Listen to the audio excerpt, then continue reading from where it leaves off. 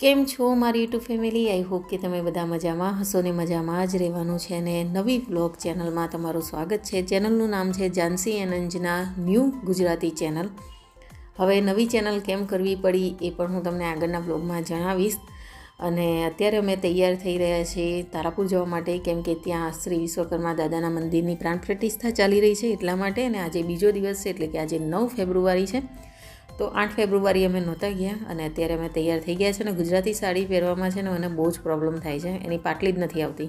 તો ચલો જેમ તેમ કરીને પહેરી લીધી છે. ને આ અમારા લાલજી મહારાજ છે, એમના દર્શન કરી લો. અને આ મોટા લાલજી મહારાજ છે જે અત્યારે વ્લોગમાં આવવા માટે હાનાકાની કરી રહ્યા છે. બસ ઘરે રહેશે અને ઇંગ્લિશ સોંગ સાંભળશે આખો દિવસ અને થોડું ઘણું વાંચશે, વધારે ના વંચાય. તો મેં એને કહ્યું કે ચલ જોડે, તો એને ના પાડી કે ના અમારે નથી આવું, કેમ કે મારે એક્ઝામ ચાલે છે એટલે હું એને વધારે ખીજવું છું. તો બી મેં કહ્યું કે ચલ તૈયાર થઈ જા, જાનસી તૈયાર છે. એટલે અમે રેડી છીએ. હવે અમે તારાપુર જવા માટે નીકળી જઈએ. અને રસ્તામાં ટોલગેટ આગળ માસીબા હોય છે, તો એમના આશીર્વાદ લીધા અને આગળ વધ્યા.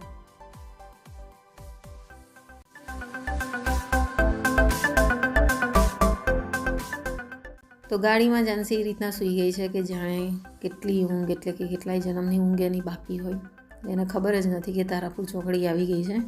તો અમે ત્યાં પહોંચી ગયા છીએ. અને હા, ઘરે નથી જવાનું, સીધું અહીંયાથી અમારે જવાનું છે વિશ્વકર્મા મંદિર. તો વિશ્વકર્મા મંદિર તારાપુર ચોકડીથી બહુ દૂર નથી, એકદમ નજીક જ છે. અને અમે ત્યાં ગયા ને પછી અમે જોયું કે હા, બધા કળશ ભરવા માટે જાય છે. તો અમે પણ એમની જોડે જઈને જોઈન થઈ ગયા. હવે આગળ શું હતું શું નહીં કંઈ જ ખબર નહોતી, બસ બધા કળશ ભરવા જાય છે એ જોઈને અમે ભેગા થઈ ગયા. એટલી ખબર હતી કે ગોડાઉને બધા જતા હશે કળશ ભરવા માટે, પણ ગોડાઉન આવીને ગયું ને ત્યારે ખબર પડી કે આ તો બહુ જ આગળ જાય છે. ક્યાં જાય છે એ નહોતી ખબર. પછી ખબર પડી કે કેનાલમાંથી કળશમાં પાણી ભરવા માટે જાય છે. ને અહીંથી કેનાલ ઓછામાં ઓછી 3-4 કિલોમીટર જેટલી દૂર હતી. તો ચલો હવે આપણે પણ બધાની જોડે જોડે જઈએ અને આગળ જોઈએ શું થાય છે શું નહીં. તો અહીંયા બધા ગરબા ગાવા માટે રોકાયા હતા. તો પહેલાં એમ હતું કે અહીંયાથી કળશ ભરશે, પણ અહીંયા તો ખાલી ગરબા ગાવા માટે જ રોકાયા હતા. અને સીયુ રડતી હતી, ખબર નહીં કેમ. તે મારી મમ્મી એને લઈને ઊભી છે, એ કળશ ભરવા માટે લઈને આવી છે, કેમ કે પ્રિયંકા શંભુ બંને પૂજામાં છે. તો ચલો અહીંયા ગરબા ચાલુ થઈ ગયા છે, હવે ગરબા ગાઈએ. અને જાનસીને મેં કહ્યું કે વિડીયો લે, તો એને સરખો વિડીયો લીધો જ નહીં. છેવટે મારે ગરબામાંથી નીકળી જવું પડે. મેં કીધું થોડોક વિડીયો લઈ લે બધાનો, આખા ગરબાનો. તો મારે ઘડી ઘડી એને કહેવું પડતું હતું કે આમથી લે. પછી એને વિડીયો ના લીધો, એટલે પછી હું ગરબામાંથી નીકળી ગઈ અને ફરી મેં બધી વિડીયો એટલે કે ગરબાનો વિડીયો લીધો. ચલો ગરબા એન્જોય કરીએ.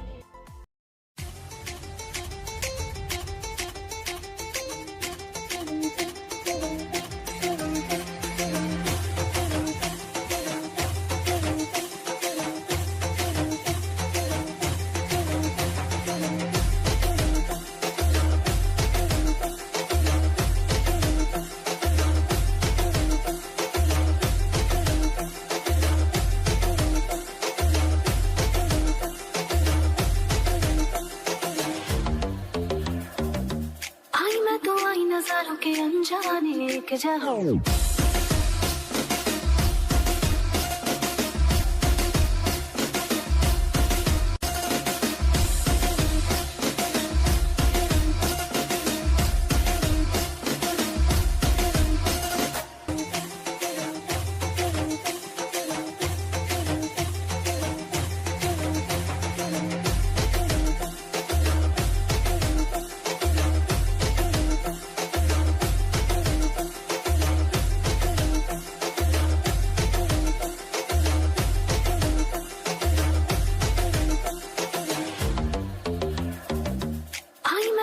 नजारों के अनजाने के जहां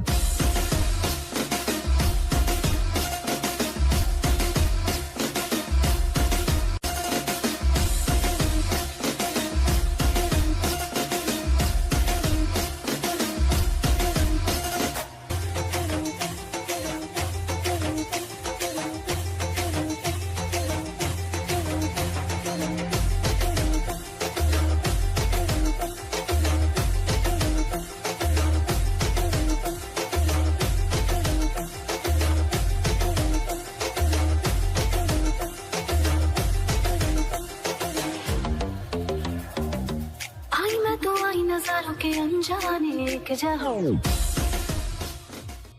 તો અહીંયા જો અમારી મસ્તી ચાલે છે ભત્રીજી જોડે. અમારો ભાણિયો છે અને આ ભત્રીજી છે. તો એ આજે મસ્ત તૈયાર થઈને આવી હતી એટલે હું એને થોડીક મસ્તી કરતી હતી એની જોડે. અને બસ ગરબા હવે થઈ ગયા ને બધા હવે ફરી કળશ લઈને ચાલ્યા છે. બધાને એમ હતું કે બહુ નજીક જવાનું છે, દૂર નથી જવાનું. પછી ગયા ને પછી ખબર પડી બહુ દૂર છે. તો હા ભાઈ ચલો હવે હું તમને જણાવી દઉં કે મારી ચેનલ નવી કેમ કરવી પડી ને જૂની ચેનલ ક્યાં છે. તો જૂની ચેનલ મારી ડિલીટ વાગી ગઈ છે ને મારી ભૂલને કારણે ડિલીટ વાગી છે. નથી યુટ્યુબ તરફથી કે કોઈ બીજા તરફથી ડિલીટ નથી થઈ. જે થયું છે એ મારી ભૂલને લીધે જ થઈ છે. ચલો જાનકી અને નીસુ બંને તમને બધાને હાઈ કહે છે. તો એ બધા ઊભા છે તો ચલો નવી ચેનલમાં બધા એક સાથે આવી જાય. એટલે મેં કીધું શાંતિથી ઊભા રહો તમે, હું તમારો વિડીયો લઈ લઉં. એટલે બધા શાંતિથી ઊભા છે. તો અમે કેનાલ આગળ આવી ગયા છે. તો જો અહીંયા બધા પાણી ભરે છે કળશમાં અને બીજા બધા ગરબા ગાય છે.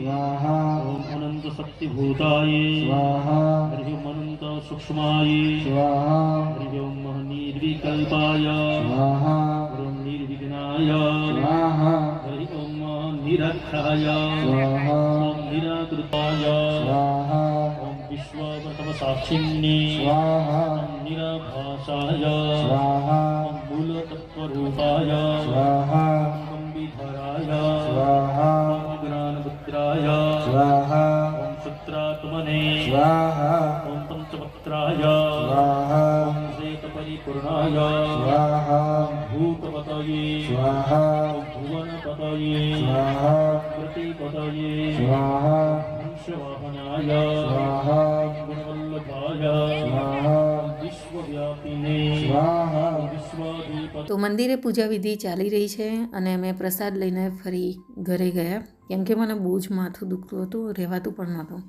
તો મને એવું હતું કે ઘરે જઈને થોડુંક આરામ કરી લો ને ભાભી હશે તો ઘરે આવે તો ભાભી નહોતા. કેમ કે એમને બી માથું દુખતું હતું એટલે મને એમ કે ઘરે આવતા રહ્યા હશે, ત્યાં પૂજામાં દેખાયા નહીં. તો ઘરે આવીને ખાટ ઉપર થોડીક વાર બેઠા અને થોડીક વાર હું સૂઈ ગઈ. તો 1 કલાક જેવું અમે અહીંયા બેઠા અને પછી અમે મંદિરે ગયા. તો અમે અત્યારે મંદિરે આવી ગયા છીએ અને અહીંયા આ બધી જે મૂર્તિઓ છે ને એનો જલ અભિષેક થશે એટલે એની વિધિ થશે બધી. તો બસ એની બધી તૈયારી ચાલી રહી છે અને એ બ્લોગમાં આગળ બન્યા રહેજો.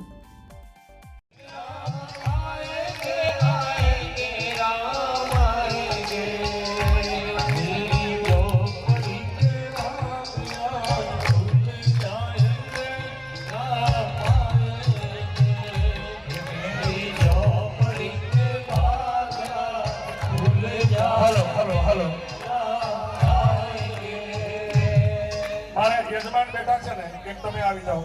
તમે એકલા.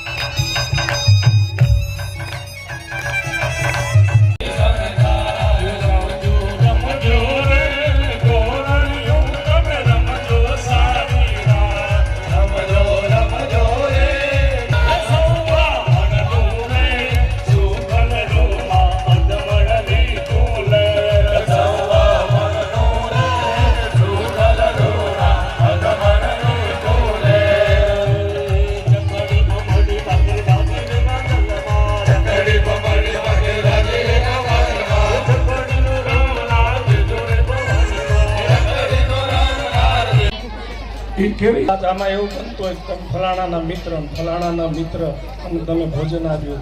ખરેખર વિશ્વકર્મા ભગવાનની પ્રેરણા હોય ત્યારે તમે આ ભોજન અહીં આપ્યું છે. શું કામ કે તમે જેના ઈષ્ટ છો, તમે જેને ઈષ્ટ માનો છો, એવા કૃષ્ણ ઉપર જ્યારે સંકટ આવ્યું. તો સાંજની પ્રસાદીનો ટાઈમ થઈ ગયો છે અને અત્યારે બધા પ્રસાદી લઈ રહ્યા છે અને આજની જે પૂજા વિધિ હતી એ અહીંયા પૂર્ણ થઈ છે. આજનો આપણો વ્લોગ પણ અહીંયા પૂર્ણ કરીએ. તો નવી ચેનલ છે તો પ્લીઝ સપોર્ટ જરૂરથી કરજો. ચેનલને સબસ્ક્રાઈબ ના કરી હોય તો કરી લેજો. ફરી મળીએ એક નવા વ્લોગ ને નવા વિડીયો સાથે. ત્યાં સુધી સૌને જય વિશ્વકર્મા દાદા અને જય શ્રી કૃષ્ણ.